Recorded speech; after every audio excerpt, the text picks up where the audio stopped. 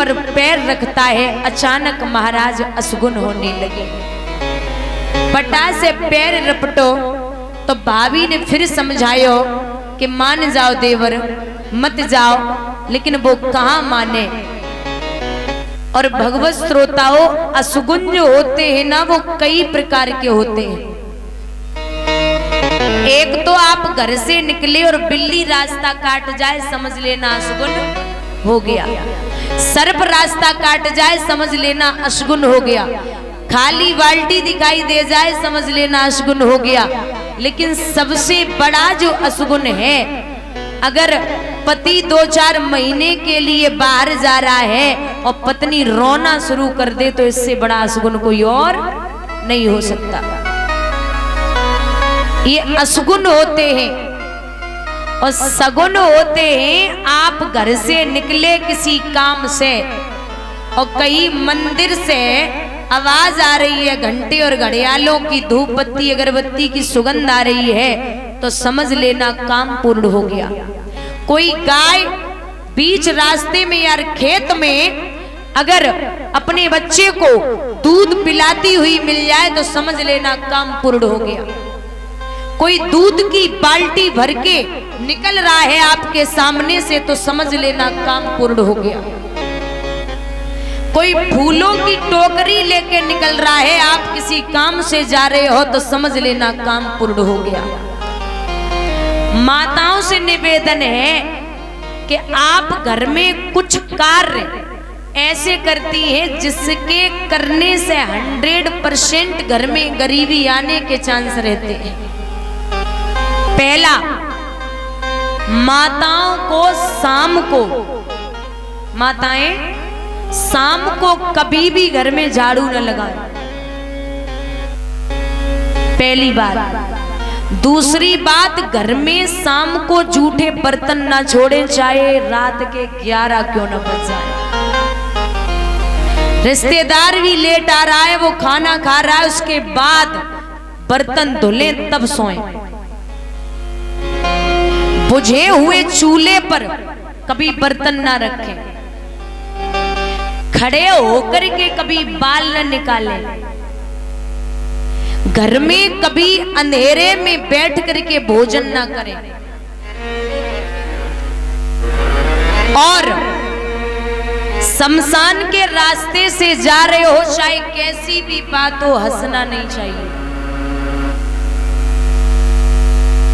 एक बात और माताएं विशेष करती हैं, शाम को आटा जो रोटियां बनाती हो आप, आटा लगा लेती हो। ये हम नहीं कहते, संत और विद्वान कहते हैं कि आटा अगर बच जाए रोटियां बनाने के बाद, तो माताएं करती हैं आटा फ्रिज में रख देती है, उसकी सुबह रोटियां बना के खाती हैं।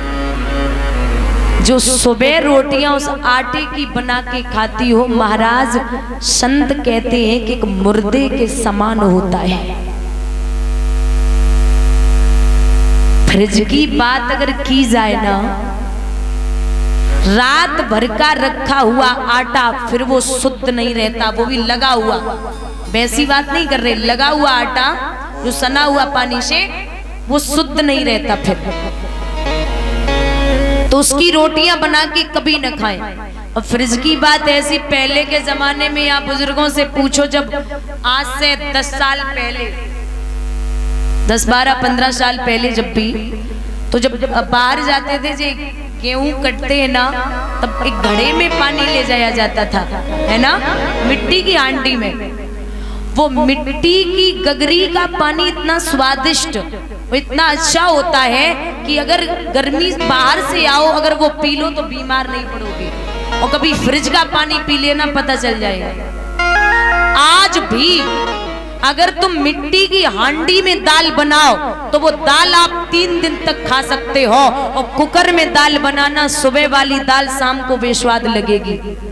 कुकर तो सीधी कहता है, तू मेरी सीटी बजा, मैं तेरी सीटी बजाऊंगा। बोलिए गोविंद भगवान की।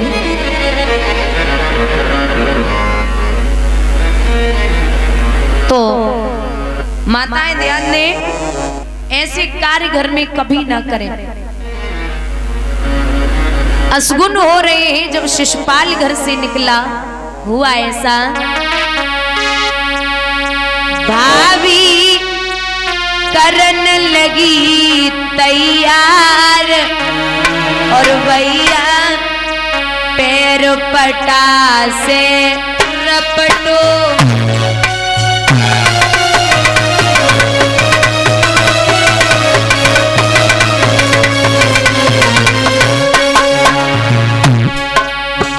भाभी करन लगी तैयार, बेटा पैर पटा से रपटो।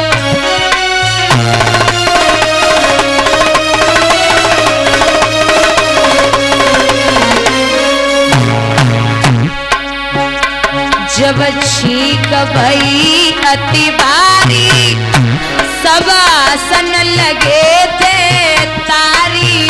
जब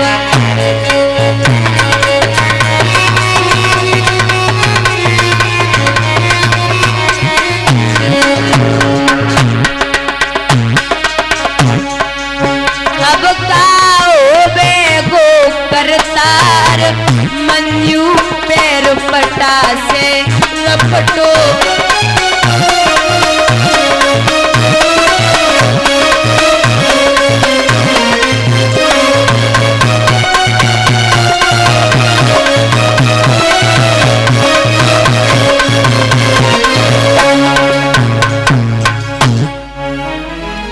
जब पैर फिसला, भाभी ने फिर रोका, लेकिन कहां माने। चले बारात लेके कुंदनपुर में पहुंचे। रुक्मणी ने सुना है कि शिशुपाल आ चुका, तो बड़ी बेचैन हुई, रो रही है रुक्मणी। तब तक एक सुदेव नाम के ब्राह्मण आ गए। बोले माता भिक्षाम देहि, अरे कोई अंदर है तो मुझे कुछ दक्षिणा दे दे। रुक्मणी रो रही थी, दोनों नैना सूजे हुए थे। बाहर आई और जवाब दिया, हे ब्राह्मण देव, ये दक्षिणा ले जाइए। ब्राह्मण बोले लाडो, हमें एक बात बता, तू दिखने में बड़ी सुंदर लग रही है, लेकिन तेरे नेत्र सूजे हुए हैं, कोई कारण है क्या?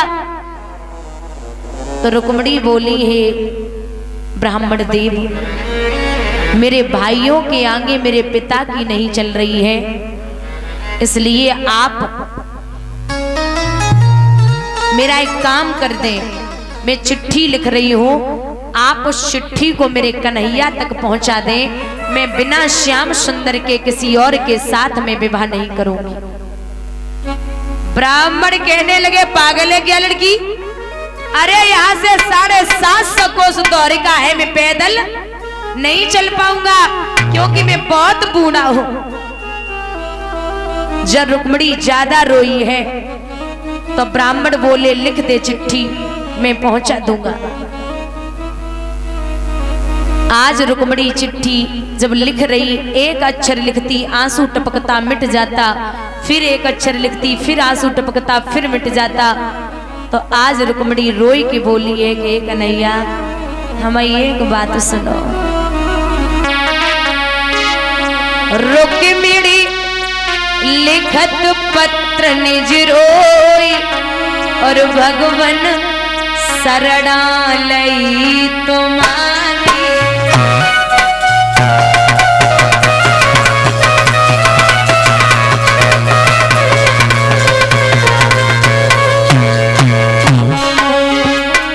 तुम दीनन के हितकारी, यदि आई प्रभु दर्शन तो में जाए समाई रे।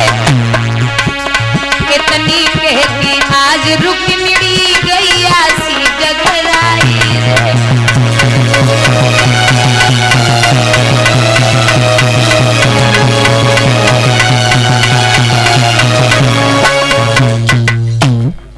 याद किया, भगवान से कही है, नाथ आ जाओ, अगर आप नहीं आए तो मेरे 2 पैसे की हो जाएगी। बड़ी बेचैन है, तो भगवान ने रात्रि में सपना दिया कि हे रुक्मिणी, पागल मत बने, मुझे तू एक पत्र लिख देना, उस पत्र के आधार पर मैं तुझे लेने आ जाऊंगा। कर्म जब तक नहीं करेगी तब तक फल नहीं मिलेगा। कुछ तो जतन कर मेरे पास चिट्ठी पहुंचा, उसके बाद में मैं आऊंगा। ये कलयुग है और कलयुग में लोग कर्म नहीं करेंगे, फल की इच्छा पहले करते।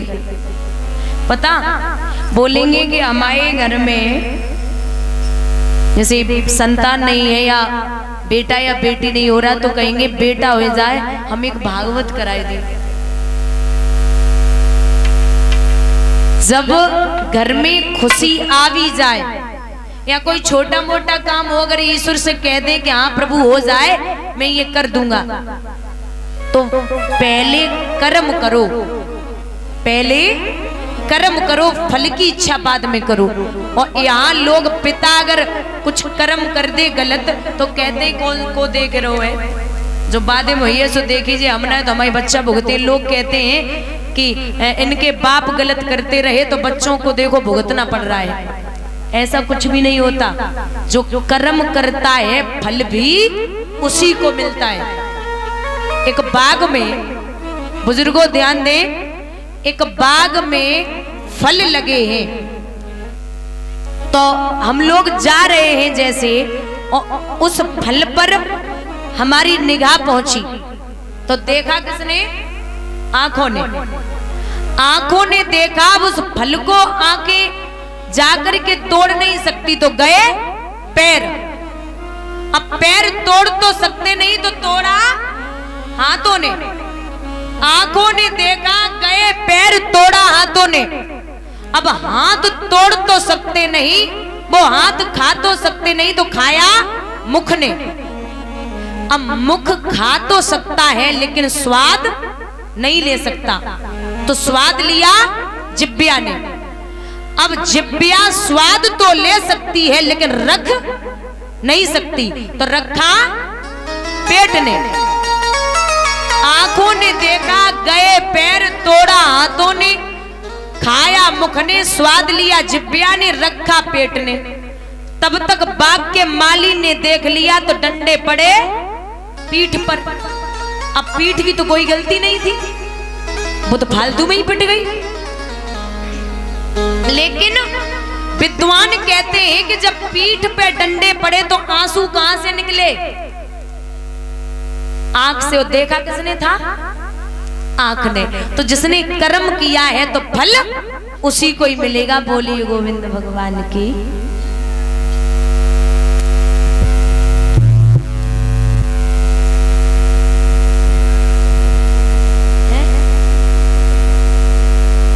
उनको ना हो ऐसे लियो, ऐसे गरीब पिंटू गुदरकोट, पिंटू भैया जी उनकी धर्मपत्नी कुदरकोट से आजकल सब लेते। सही है, ये भागवत का प्रमाण है, हम नहीं कहते। ये लोगों की आज की जो संस्कृति है वो बदल गई। ये महिलाओं के, हमारी माताओं के जो धर्म बताए गए हैं उसमें ये धर्म है कि पति का नाम नहीं लेना चाहिए। रामकुमार भैया ये निश्चित और सत्य है, भागवत का प्रमाण है कि पति का नाम पत्नी कभी अपनी जबान पर न लाए। तो पिंटू भैया की धर्मपत्नी जी माल्यार्प कर रही, भगवान सुख और संपत्ति प्रदान करें। होने के पिंटू में कहूँ खट्टू पट्ट न हो, भगवान सुख और संपत्ति प्रदान करते रहे। बोलिए गोविंद भगवान की। भैया आज रुक्मिणी रो रही थी तो भगवान ने रात्रि में सपना दिया कि हे देवी एक बात सुनो, परेशान न हो। अरे पाप हो जिस प्यार में उस प्यार की ऐसी तैसी।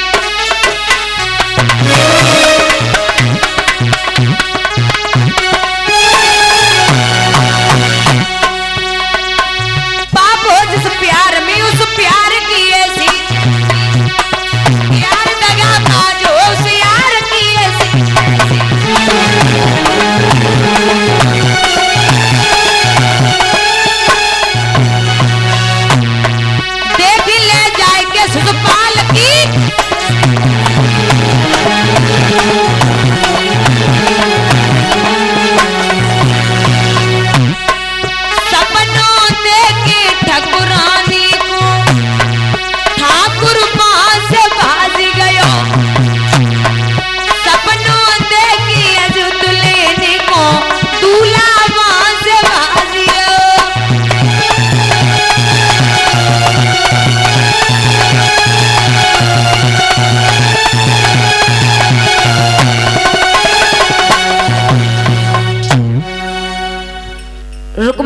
रही है और इधर शिशुपाल के लिए रुकुम पत्र लिखने लगा। और जब पत्र लिख रहा है तो मंत्री को जवाब दियो, एक बात सुन ले। कहो महाराज। हम जो बोले वही लिखना। ठीक है महाराज। लिख। लिख।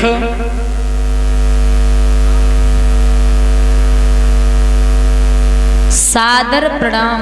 सादर प्रणाम। सबसे पूछत डोल रे भैया, ये कौन सो नगर है?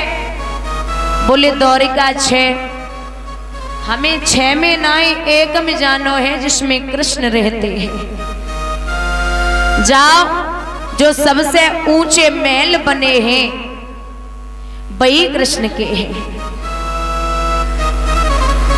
पहुंचे ब्राह्मण देव पत्र को लेके, और जो कन्हैया को देखो है ब्राह्मण देवता ने सो खोपड़ी से हाथ मारो है, भगवान मोड़ी ठगी गई। जो इतनो करिया जाके ले रोए रही, हम तो ही कह देती जो हम ही लड़का ढूंढ देते, वहां से यहाँ तक हमें भेजो, जाए कोई लड़का ही ना मिलो। भगवान ने ब्राह्मण को देख के जरा सा मुस्कुरा दिया, और जैसे ही गोविंद मुस्कुराए ब्राह्मण बेहोश। होश वाहो तो हाथ जोड़े, अरे रुक्मिणी तेने संसार की शोभा एक कन्हैया में ढूंढ ली। पत्र दियो नाथ चलो। भगवान बोले ऐसे कैसे चले? 2-4 कदम चलो और खांसो तो बाबा सोचेंगे कि बूढ़े हो, तो इधर से हम तुम्हें छोड़वे के ले चले और उते से रुक्मिणी को ले आए। ब्राह्मण बड़े ढोंगी रहे, सो 2-4 कदम चले और खांसन लगे। 2-4 कदम चले और खांसन लगे। भगवान से बलदाऊ बोले जाओ कन्हैया, ब्राह्मण को छोड़ के आओ, जो बहुत बूढ़े हैं, अगर मर गए तो ब्रह्म हत्या लग जाएगी। जाओ। भगवान बोले अबे जा रहे दादा, और अबे छोड़ के आए रहे। ठीक है जल्दी आना। ठीक है। रथ निकालो भगवान ने, और जब तक द्वारिका में रथ चलो तब तक तो धीरे धीरे, और जो द्वारिका से बाहर रथ निकलो भगवान ने स्वर्ग में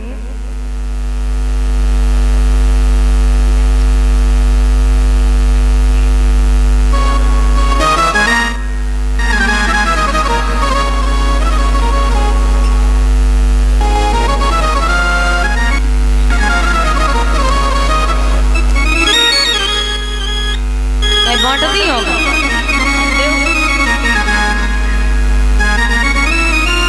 और ये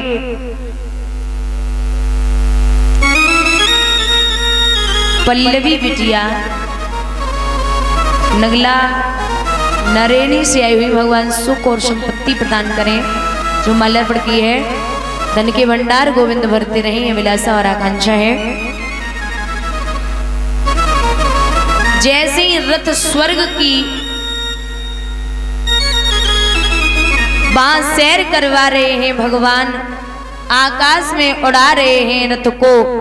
पंडित जी मन में विचार कर रहे, अगर यहाँ से नीचे गिर गई ना तो हड्डी मिलवे वाली ना, अगर आज हीरे के फंदा से निकल गए तो जिंदगी में परिवे वाले है ना। पंडित जी बड़े परेशान, और इधर रुक्मिणी जो है वो भगवान को याद कर रही है और कह रही है कन्हैया अपने कुल की चाह तो मोल विदा कराई ले जइयो कन्हैया, हमें लिवाई ले जइयो।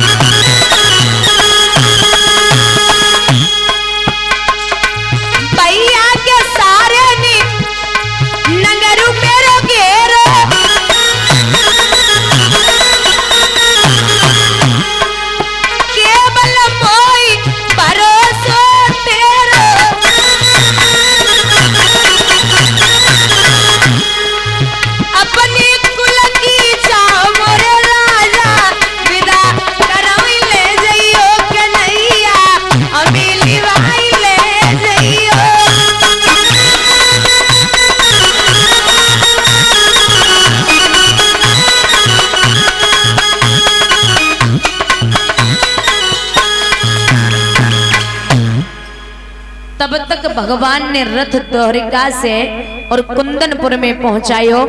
ब्राह्मण पहुंचे, आए गए? बोले आए गए। हम आयो बेहू आए। कहाँ है? बोले बगिया में रथ खड़ो है, जाओ। जैसी भैया चली है रुक्मणी 16 श्रृंगार किए, सो मैया के गले में बैया डाल के बड़ी रोई, बहुत रोई। और जब रोई है, मैया बोली बिटिया आज तो बारात आई है, कल विदा होवेगी, तू आज काहे को रोई रही? सो जवाब दो मैया, तुझे समझे बिटिया आज ही जाए रही। रुक्मणी की मां नहीं समझ रही। रुक्मणी के पीछे रुक्मणी की सहेलियां हैं और अपने जो जवान है वो भी डाल दी और कहा जाओ रुक्मणी पूजा करने जा रही है, इसके आसपास ही रहना। बाहर से रुक्मणी मंदिर पहुंची, जाए के भगवान को रथ देखो है तो गौरी मैया को पूजन करो। और पूजन करवे के बाद में भगवान के रथ के पास पहुंची, भगवान से बोली है कि हे कृष्ण बंसी दिखाओ। रुक्मणी विचार कर रही, बंसी के बहाने भगवान को हाथ पकड़ लिए। सो भगवान ने जैसी मुरली के लिए हाथ बढ़ाओ है, झपट के रुक्मणी ने भगवान की कलाई पकड़ी, रथ पे चढ़ी। 2-4 कदम खेत भगवान ने रथ निकाल पायो, तब तक तो पीछे से शिशुपाल ने आवाज लगा दी, ओरे कन्हैया खड़ा हो जा, अभी तक माखन चुराता रहा, अब लड़कियों को चुराने का नंबर लगा दिया। भगवान बोले ये कौन है? समझ गई? रुक्मणी बोली हम का समझ गए, जब ब्याह करवे को आए थे, युद्ध करो। जब युद्ध हुआ है तो भगवान ने परास्त किया, रुकुम पहुंचा है और जवाब दिया, ओरे कन्हैया तू ऐसे जीते जी मेरी बहन को यहां से नहीं ले जा सकता। रुकुम से युद्ध करने के लिए भगवान जब तैयार हुए हैं, तब तक बलदाऊ हल और मूसल लेके आए गए और भगवान से पूछिए कन्हैया बिटिया को है, हमने तुमसे कही थी अकेले जाइयो और अकेले ही आइयो, तुम ना माने, हरकत से बाज ना आयो। भगवान बोले तुम दादा ऐसी बातें कर रहे हो तो जबरदस्ती आई गई, हमने खूब मना करी। रुक्मणी चुपचाप घूंघट में बैठी। बलदाऊ बोले राजी से आई है? बोले हाँ। ऐसे तो लेके ना आया? मैंने बिल्कुल नहीं। बलदाऊ बोले तो फिर कन्हैया चिंता ना करो, हमारे मूसल के लिए धान बहुत कमे। युद्ध हुआ और युद्ध में महाराज जब रुकुम को बंदी बना लिया तो आज रुक्मणी ने हाथ जोड़े हैं और जवाब दो कृष्ण को कि हे कन्हैया इसे मारना नहीं, छोड़ दो। क्यों? बेचारा है, बंधुआ भी है, ये नाथ तुम्हारा चेहरा है और बूढ़े बाप की निशानी है, मत मारो भाई मेरा है, इसे छोड़ दो। अगर आपने इसे मार दिया तो लोग कहेंगे कि शादी में भैया को मरवा के चली गई, इसलिए नाथ इसे मारना नहीं। भगवान ने जब छोड़ा है तो रुक्मणी धीरे से भगवान से बोली एक बात कहे, बोलो। वैसे तुम हमारे भैया को कुछ नहीं बिगाड़ पे हो। भगवान बोले क्या कह रही हो? बोले हाँ सुन ले कृष्ण, मेरो भैया जबर तुम हल्के काना ठहर जाइयो,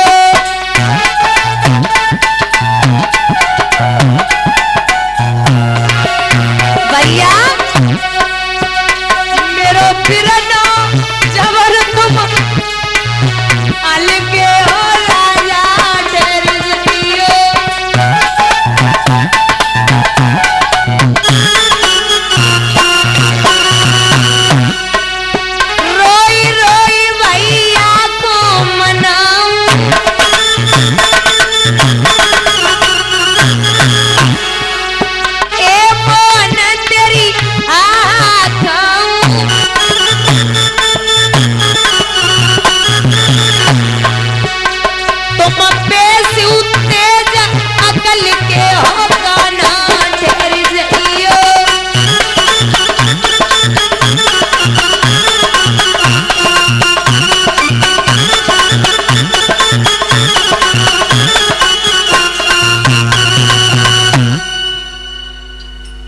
रुक्मणी को लेकर के भगवान द्वारिका नगरी के लिए आए।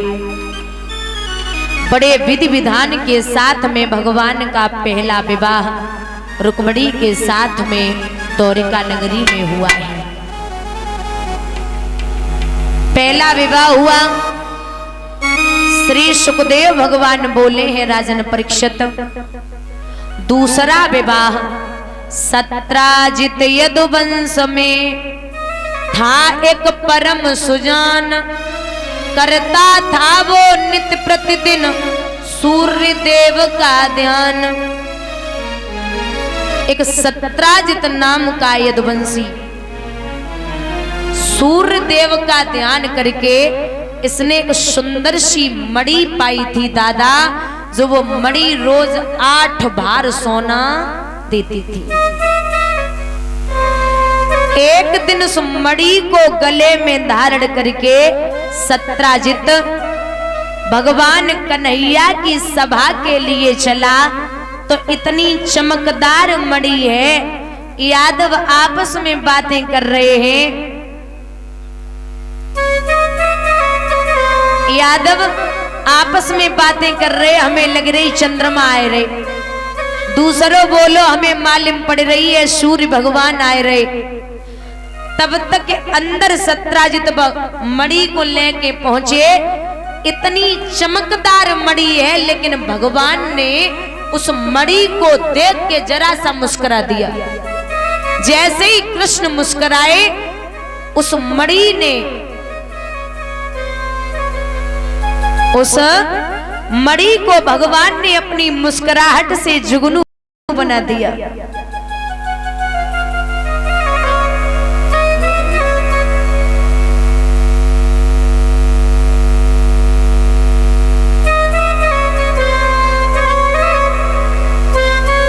और ये परम श्रद्धेय चाचा जी श्री योगेंद्र खेरिया से आए हुए, जो माल्यार्पण कर रहे हैं। भगवान से कामना करती हुई गोविंद ऐसे बड़ों का आशीर्वाद मेरे ऊपर बना रहे, और भगवान का आशीर्वाद ऐसे लोगों पर बना रहे। यही भगवान कन्हैया से अभिलाषा और आकांक्षा है।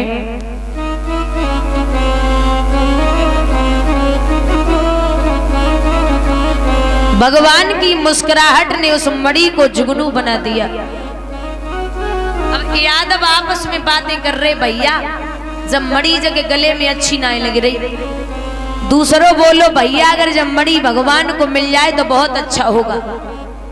तीसरों अहिर कछु मोटी खुपड़िया को रहे। सबू बोलो अरे मोर नाचो का नाचो, जंगल में कौन ना देखो, अपनी छत पे नाचो सबने देखो। अगर जब मणि भगवान को मिल जाए तो बहुत अच्छा होगा। भगवान ने धीरे से कही है कि तुम सब मत कहो, अगर सत्राजित की इच्छा हो तो वो हमें मणि दे सकता है, और हम उसके खाने पीने का जो भी इंतजाम होगा उसके घर रोज पहुंचाया जाएगा।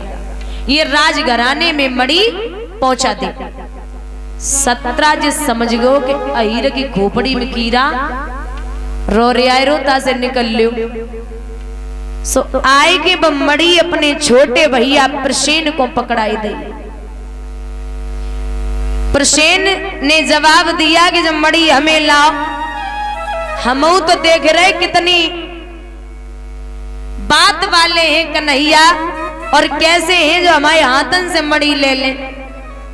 बोला प्रसेन उसके मुख में क्षण भर में पानी आता है, सच है भौजी के थैले पर देवर शर्राफी करता है। मैं रखता हूं मुझसे मांगे तो उसे पता चल जाएगा, एक ही करारे झटके में उत्तर न जुबां पे आएगा। जब मणि हमें दो, वो मणि लेकर के प्रसेन जब शिकार खेलने के लिए चले तो भैया उस जंगल में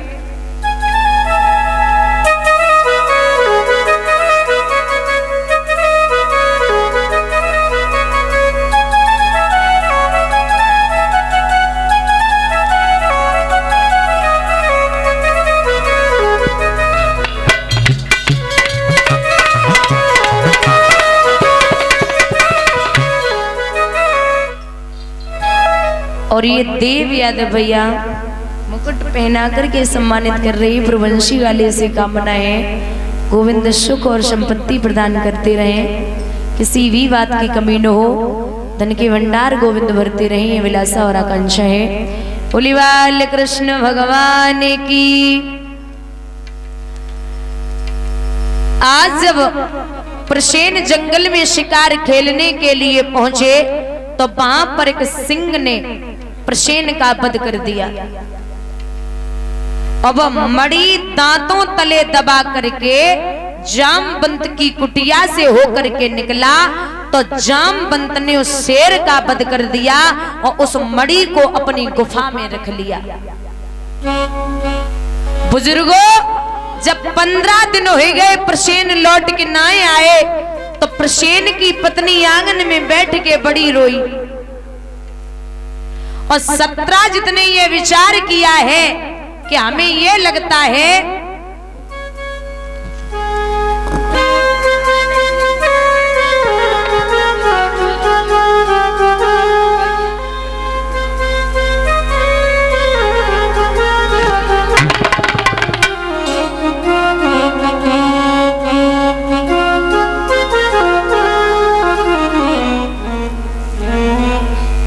जो कलश वाली कन्या है वो खड़ी हो जाए। कलश वाली कन्या है,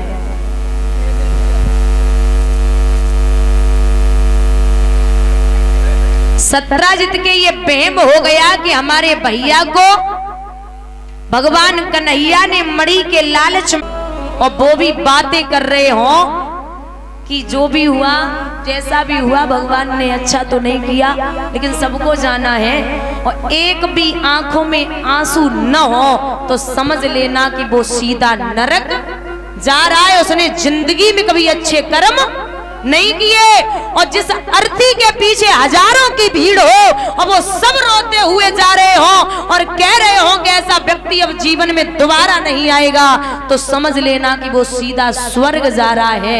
उसने जिंदगी में कभी बुरे कर्म नहीं किए। स्वर्ग और नरक सब यही पता चलता है। आदमी की आदतें और जवान बता देती है कि कौन कैसा है, क्योंकि उस दिन भी बताया था 5 कर्मेंद्रियां और 5 ज्ञानेंद्रियां, सबसे अगर खतरनाक इंद्री है तो वो है रसना, यानी कि जिब्या।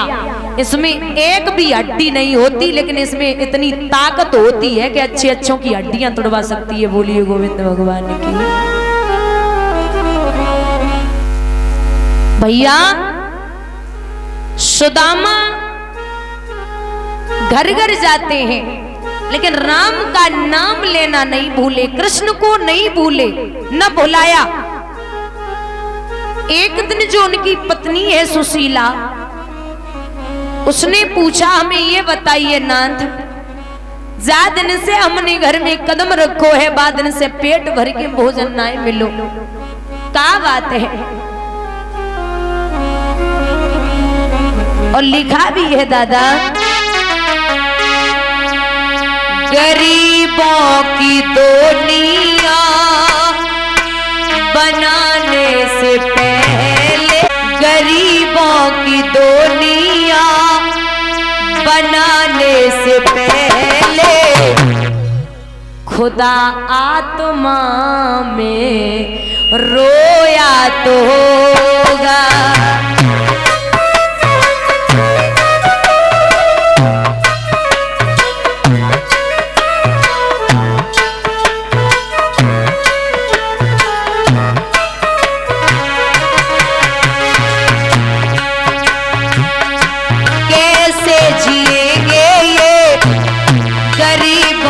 बालक कैसे जिएंगे ये गरीबों के बालक, गरीबी बनी है जान की आदत।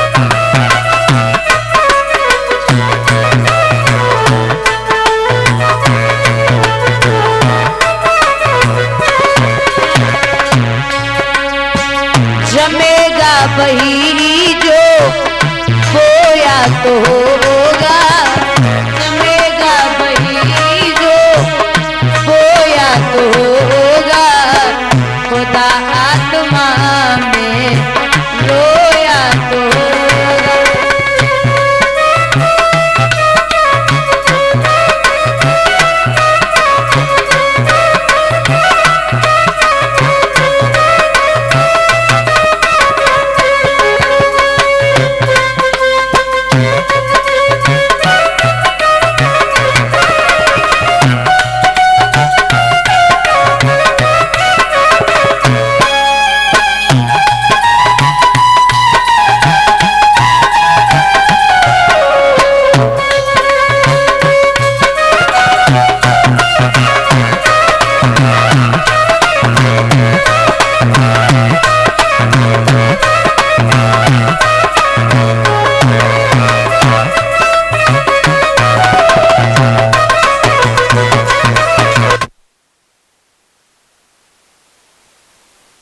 उनके मित्र कृष्ण है तो बोले नाथ चले जाओ।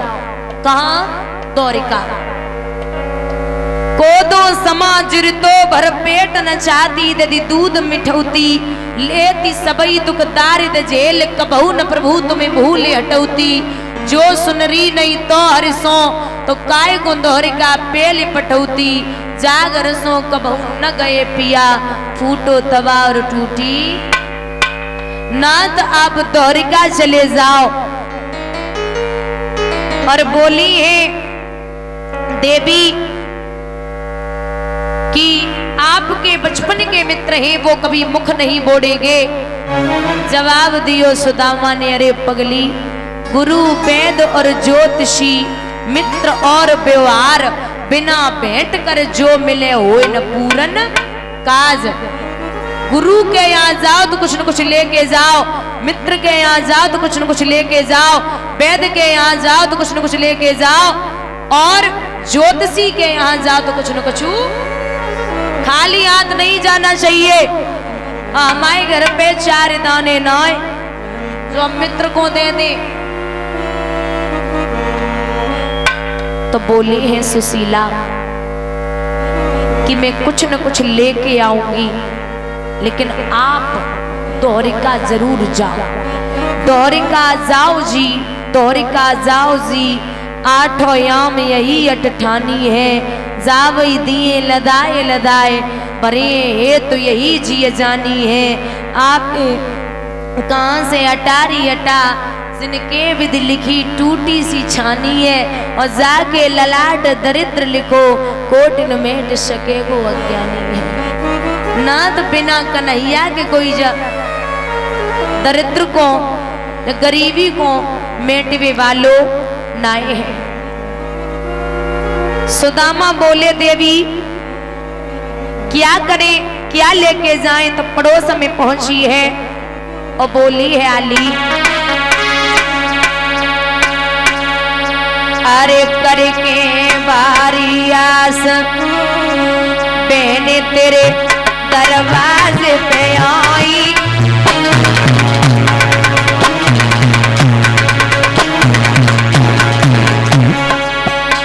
मेरे पिया द्वारिका जाए, सुनो मेरी बहना चितलाई।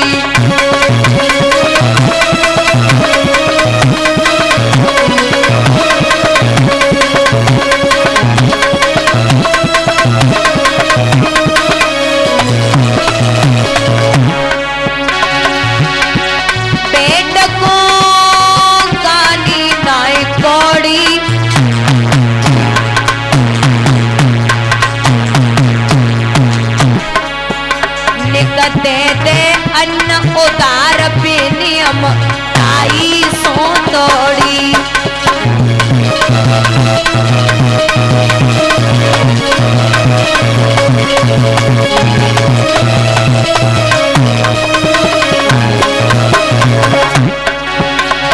अरे पीने कछू तेरो ले जाऊंगी,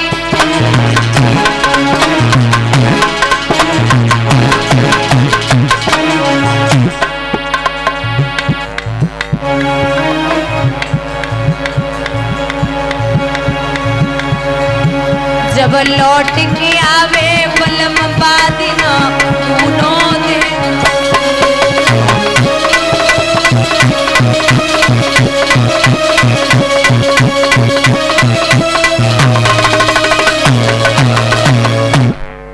बोले आली कछु हो तो दे दे, ज्यादा ना हमारे पिया लौट के आवेंगे, बाद ना दोनों करके दे के जाऊंगे।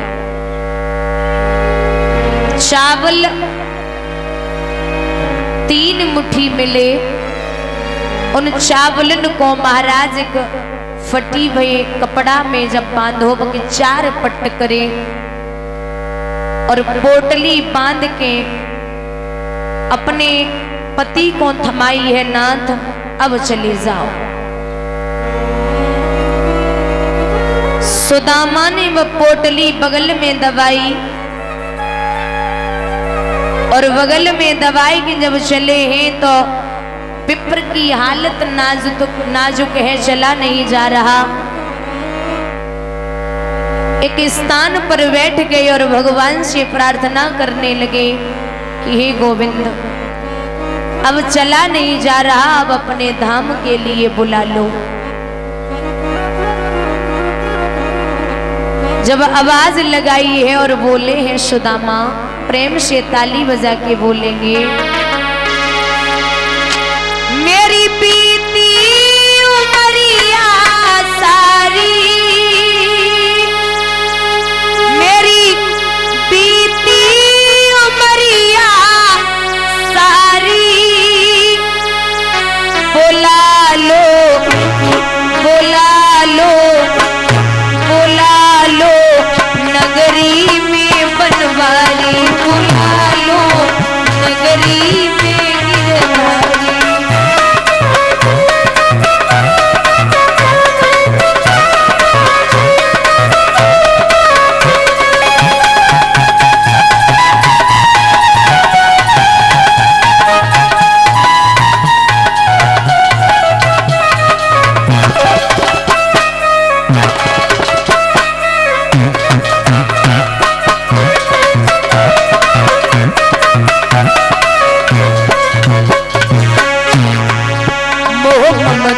ने डाला घेरा,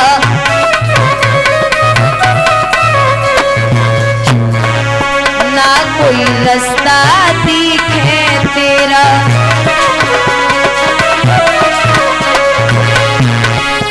दीन दयाल पकड़ लो भैया, दीन दयाल पकड़ लो भैया, केवल आश तुम्हारी, बुला लो बुला लो बुला लो नगरी में गिरधारी, बुला लो द्वारिका में बनवारी।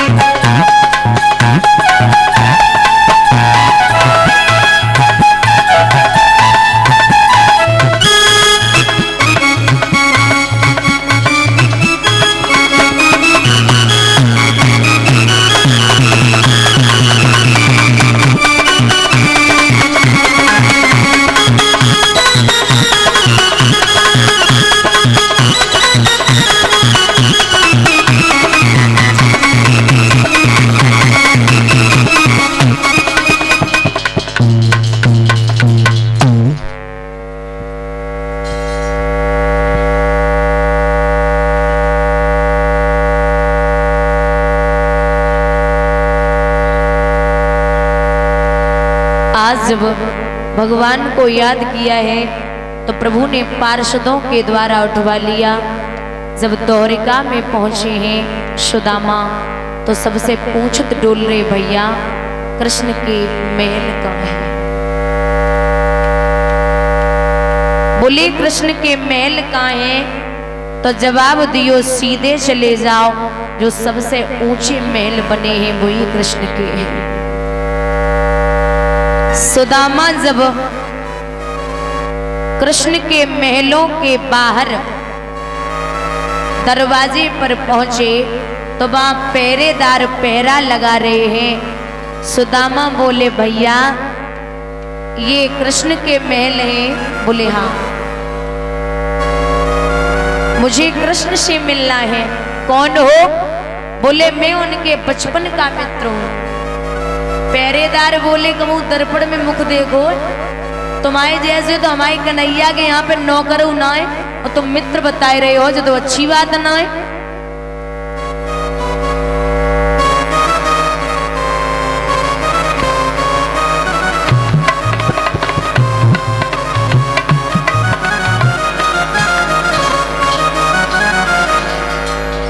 तो बोले अरे भैया पूछो तो जाएंगे, हम उनके बचपन के मित्र हैं। एक पहरेदार बोलो भैया चले जाओ, शायद हो हमारे कन्हैया के अटपटे खेल हैं, पता नहीं कबे बनाए हो, देख लियो। तो एक पहरेदार अंदर पहुंचो और बोले योगी राज कृष्ण महाराज आपकी जय हो, आपके कोई बचपन के मित्र आए। कौन है? बोले शीस पगा न जगा तन पे, नहीं जाने को आए बसो के ग्रामा, धोती फटी लटी दुपट्टी और पांव उपान की नहीं सामा, द्वार खड़ो दज दुर्बल एक, रहो चकी सो सुधार न विरामा, और पूछत दीन दयाल को नाम, बतावत अपनो नाम सुदामा। जो सुदामा का नाम सुना है तो भैया भगवान ऐसे भागे पीताम्बर गिर पड़ो, खड़ाऊं छूट गई और ये पता नहीं चला है कि पहले सुदामा मिले या कन्हैया मिले। बुजुर्गों एक बात याद रखना, भगवान जब सुदामा के गले से लगे हैं तो टकटकी लगाए के चेहरा देख रहे और बोले ये वीरन कैसे बेहाल पिमाइन सो, पग कंटक छाल लगे पुनि जो है, हाय माँ दुख पायो सखा, तुम आए किते न किते दिन खोए। कहाँ रहे हो वीरन, हमसे कौन सी गलती बनी है जो आप यहाँ तक नहीं आ पाई। गले से लग के कृष्ण पहले तो बहुत रोए और फिर बिठायो है सुदामा को, बोले विप्र देखी सुदामा की दीन दशा, करुणा